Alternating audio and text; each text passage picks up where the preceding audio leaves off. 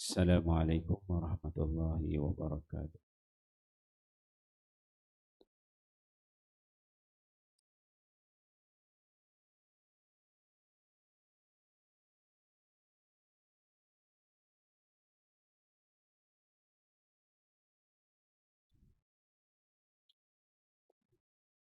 Kalimah tayyibah, beriman kepada perkara gaib. Hadis ke-94. An Jabir bin Abdullah radhiyallahu anhuma qala, ja'at malaikatu ila nabi sallallahu alaihi wasallam wa huwa na'imun. Faqala ba'duhum innahu na'imun wa qala ba'duhum innal 'aina na'imatun wal qalba yakhzanu. فقالوا إن لصاحبكم هذا مثلا قال فاضربوا له مثلا فقال بعضهم إنه نائم وقال بعضهم إن العين نائمة والقلب يغزان فقال مثله كمثل رجل بنى دارا وجعل فيها مأدبة وبعث داعية فمن أجاب الداعية دخل الدار وأكل من المأدبة ومن لم يجب داعية لم يدخل الدار ولم يأكل من المأدبة فقالوا أولوها له يفقها فقال بعضهم إنه نائم وقال بعضهم إن العين نائمة والقلب يقظان فقال فالدار الجنة والداعي محمد صلى الله عليه وسلم فمن أطاع محمدا صلى الله عليه وسلم فقد أطاع الله ومن عصى محمدا صلى الله عليه وسلم فقد عصى الله ومحمد صلى الله عليه وسلم فرق بين الناس. رواه البخاري bab al-iqtida bi sunani Rasulillah sallallahu alaihi wasallam. Sayyidina Jabir bin Abdullah radhiyallahu anhuma berkata, beberapa malaikat telah datang kepada Nabi sallallahu alaihi wasallam semasa baginda sedang tidur. Lalu sebahagian daripada mereka berkata, dia sedang tidur. Sebahagian lain pula berkata, sesungguhnya hanya matanya yang tidur, hatinya sedar. Kemudian mereka berbual sesama mereka, sesungguhnya bagi sahabat kamu ini, yakni Muhammad, ada perumpamaan. Terangkanlah perumpamaan itu di hadapannya. Sebahagian daripada mereka berkata, dia sedang tidur. Maka tiada faedah menerangkan perumpamaan itu. Yang lain pula berkata, sesungguhnya matanya sahaja yang tidur, tetapi hatinya sedar. Kemudian para malaikat itu bercakap-cakap antara mereka. Perumpamaannya ialah ada seorang yang membina sebuah rumah dan menyediakan jamuan, dan dia menghantar seorang penyeru untuk memanggil orang ramai. Sesiapa yang menyahut seruan penyeru itu akan memasuki rumah dan makan jamuan tersebut. Dan sesiapa yang tidak menyahut seruan penyeru itu, dia tidak akan memasuki rumah dan tidak memakan jamuan tersebut.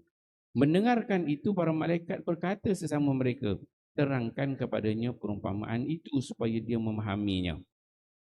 Sebahagian daripada mereka berkata dia sedang tidur, maka tiada faedah menerangkan perumpamaan itu. Yang lain pula berkata, sesungguhnya matanya sahaja yang tidur tetapi hatinya sedar. Maka kata mereka, rumah itu ialah syurga yang dicipta oleh Allah, dan dia telah menyediakan pelbagai nikmat sebagai hidangan, dan penyeru kepada syurga itu ialah Muhammad. Maka sesiapa yang mentaati Muhammad, sesungguhnya dia mentaati Allah. Oleh sebab itu dia akan memasuki syurga dan akan mendapat nikmatnya.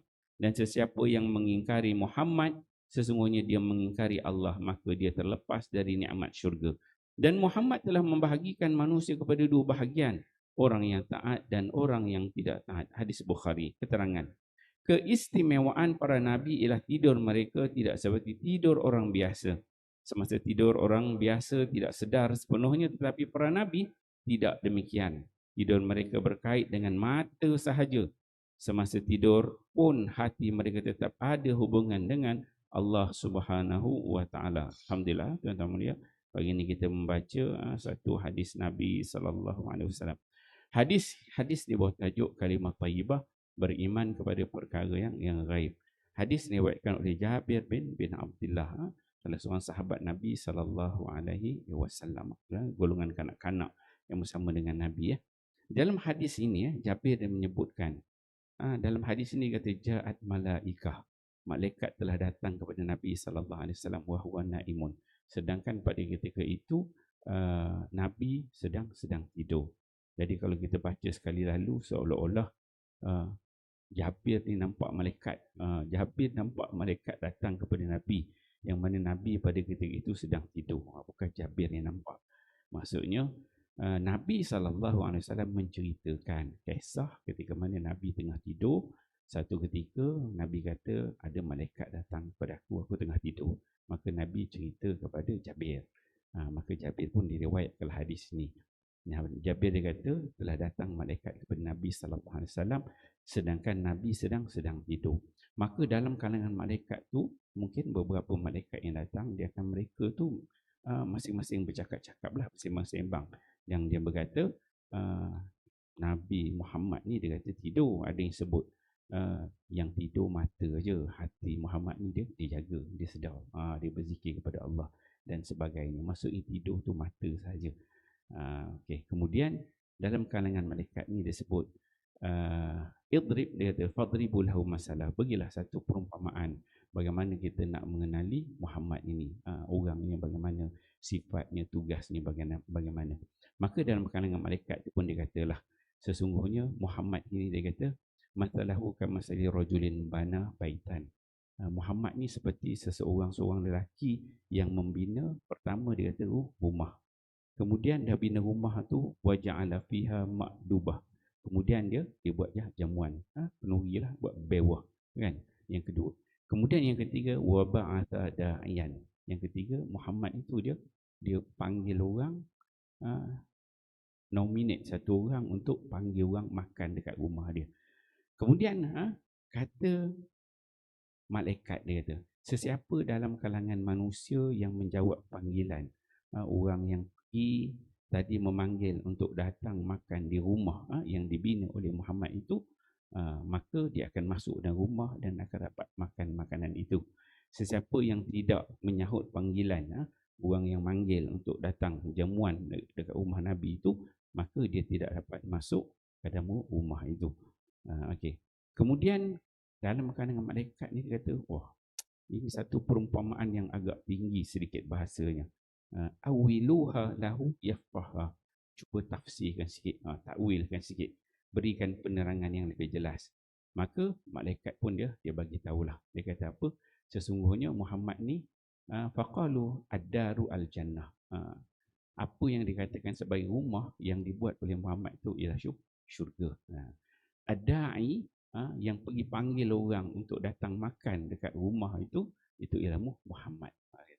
Kemudian kata para malaikat, faman ata'a Muhammadun, sesiapa yang taat kepada Muhammad, faqad ata'a Allah, sungguhnya dia taat kepada Allah. Wa man asa Muhammad, siapa yang maksiat, yang tidak mahu patuh kepada Muhammad, sungguhnya dia telah melakukan maksiat kepada Allah, tidak patuh kepada Allah. Dan Muhammad itu faraqah bainan nas, dan Muhammad itu tugas dia membezakan di antara manusia. Apa yang kita faham daripada hadis ini? Kalau kita baca sekali lalu rasa macam biasa je hadis ni, tapi sebenarnya tuan-tuan, bagi kita orang Islam kita tak terasa sangat. Tapi kalau orang kafir, dia dengar hadis ni dia rasa lain.